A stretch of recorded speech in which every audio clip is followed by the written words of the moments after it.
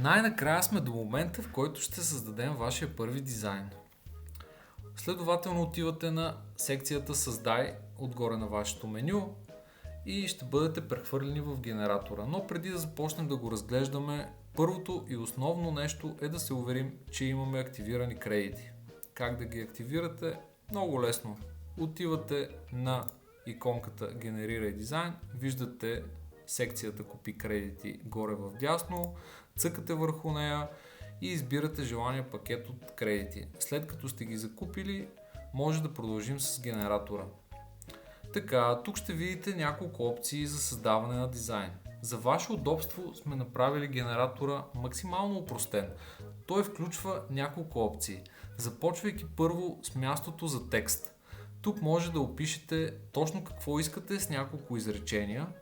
Ако имате нужда от вдъхновение, може да натиснете роботчето, което ще ви генерира креативна идея, която може да надградите.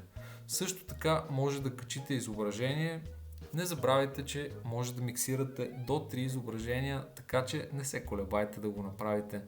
Ако имате интерес да качите ваше лого на ваш бранд, използвайте бутона лого. След като качите него, обаче ние ще трябва да го одобрим, тъй като одобряваме лога, които не нарушават политиките за търговска марка. Текст за включване в дизайн. Изключително ефективна функция, защото самият текст ще бъде включен като част от самия дизайн.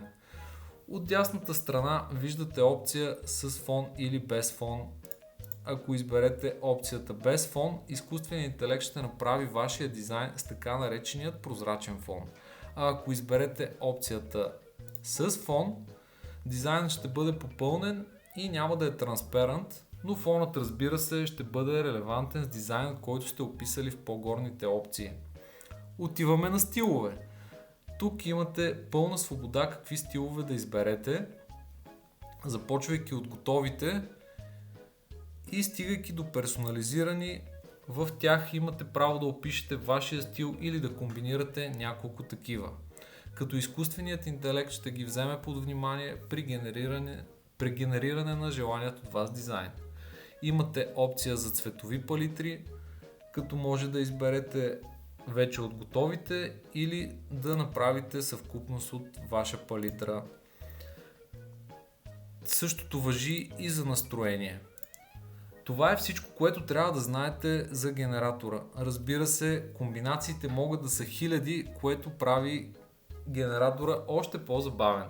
След като натиснете Генерирай дизайн, след около минутка ще получите вашият дизайн на база на конфигурацията, която сте използвали, и ето това се получи при използване на конфигурацията, която аз въведох. Кисела тиква с кръстосани ръце, стои пред порутен портал, прилепи кацат по рамото и с текст "Не ме занимавай".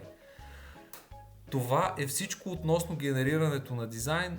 В следващото видео ще разгледаме как да настроим дизайнът, който сме създали, и как да го поръчаме на желаният от нас продукт. Благодаря ви и до следващото видео.